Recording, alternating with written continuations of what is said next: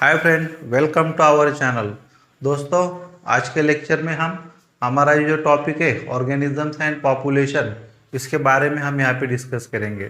तो सबसे पहले इसमें ये चैप्टर में जो कुछ कंटेंट है वो हम देखते हैं, जिसमें फर्स्ट है that is the introduction, then this levels of organisation, this then environment, habitat, micro habitat, इसके बारे में है। देन ये जो नंबर फोर्थ वाला है that is the organism and environment है। देन इसके बाद ये how organism can survive, and then next है that is the adaptation and population. तो इसके बारे में हम यहाँ पे आज डिस्कस करेंगे। तो सबसे पहले ये जो ऑर्गेनिज्म और पॉपुलेशन है इसका हम इंट्रोडक्शन देखते हैं। तो इंट्रोडक्शन में दिस इज अबाउट दी ये जो ऑर्गेनिज्म है that is living in the environment. तो इन्वायरमेंट में लाइव करते हैं ऑर्गेनिज्म। तो सबसे पहले this is the part of ecology, ये इकोलॉजी का पार्ट है। तो सबसे पहले हम इकोलॉजी मतलब क्या है ये जानते हैं। तो ecology that is the branch of biology, ये ब्रांच बायोलॉजी की है that is deals with the interactions of the organisms and environment. Organism और इन्वायरमेंट का कैसा इंटरेक्शन होता है इसको हम इकोलॉजी बोलते हैं। सो ecology is also called, ecology को हम क्या बोल सकते हैं, तो इन्वायरमेंटल बायोलॉजी बोलते हैं। तो सबसे पहले ये जो इकोलॉजी है, ये जो टर्म है that is propose by the scientist that is the Reiter in 1865। इसमें ये टर्म हम यहाँ पे प्रोपोज की है। इसके बाद ये कुछ साइंटिस्ट है जिन्होंने इकोलॉजी के बारे में हमें यहाँ पे इंफॉर्मेशन दी है। उसके बाद है that is the earls Hückel, जो इसने 1865 में हमें इकोलॉजी की डेफिनेशन दी है। He defines that is the study of reciprocal relation between the organism and environment. इसको ये इसने यहाँ पे डिफाइन किया है। द नेक्स्ट है that is the Charles Elton. he also described the ecology and he said that this is the scientific natural history of the organism। तो ये चार्ल्स एल्टन की डेफिनेशन है। Then Odum, this is the scientist, he described that is it is the study of structure and functions of nature। इसको यहाँ पे इसने define किया है।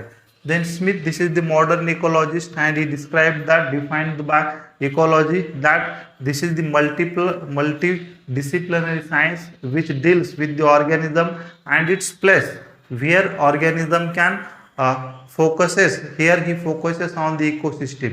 इस पे यहाँ पे इसने ये इकोसिस्टम पे फोकस किया है।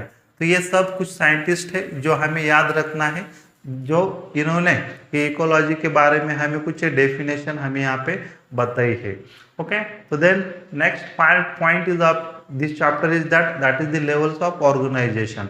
ये जो ऑर्गेनिजम्स के बारे में हम यहाँ पे डिस्कस कर रहे हैं, ये ऑर्गेनिज्म का लेवल, जिसका अरेंजमेंट क्या है, इसका इवोल्यूशन कैसे हुआ है, इसको हम लेवल्स ऑफ ऑर्गेनाइजेशन बोलते हैं। तो सबसे पहले that is the genes. In every organism there is the gene. Gene that is nothing but the genetic material which can may be in the form of DNA और ये RNA, DNA और RNA के form में ये jeans रहता है, जो that is present in every cell, इस एवरी सेल में रहता है। और इस सेल का जो ग्रुप होता है उससे टिश्यू बनता है और ग्रुप ऑफ टिश्यू से हमें ऑर्गन्स मिलते हैं और ऑर्गन से ये पूरी ऑर्गेनिज्म की डेवलपमेंट होती है, उसको हम ऑर्गेनिजम्स बोलते हैं। तो this is the cellular organisation of animal. यह ऑर्गेनिज्म का सेलुलर ऑर्गेनाइजेशन है, जिससे ऑर्गेनिज्म का ग्रुपिंग होके उससे पॉपुलेशन बनता है। देन पॉपुलेशन से कम्युनिटीज होती है और कम्युनिटीज से हमें इकोसिस्टम और इससे इकोसिस्टम से हमें बायोस्फीयर मिलता है। तो ये जो पार्ट है ये इकोलॉजिकल पार्ट है। इसको हम ये जो इंटरेक्शंस है या ऑर्गेनिज्म की इंटरेक्शन इन्वायरमेंट से होती है, इसको हम इकोलॉजी बोलते हैं।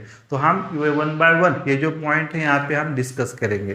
सबसे पहले ये जो सेलुलर ऑर्गेनाइजेशन से हमें जो ऑर्गेनिज्म मिलता है, organism that is the species, same species they are they have the common resources. जो कॉमन रिसोर्स के लिए क्या करते हैं, यहाँ पे शेयर करते हैं। और there also interbreeding is taking place. इसको हम ऑर्गेनिज्म की ग्रुपिंग को हम पॉपुलेशन बोलते हैं। तो ये जो पॉपुलेशन है जिसका ग्रुपिंग होके ये पॉपुलेशन से हमें कम्युनिटीज मिलती है और एक ग्रुप ऑफ कम्युनिटीज से हमें ये इकोसिस्टम का पार्ट बनता है। इससे हमें डिफरेंट इकोसिस्टम यहाँ पे हमें ऑब्जर्व करती है। तो इकोसिस्टम से ही फाइनली ये बायोस्फीयर, ये जो हमारा अर्थ पे जो डिफरेंट बायोस्फीयर है, उससे हमें ये बायोस्फीयर का ये पार्ट यहाँ पे बन सकता है।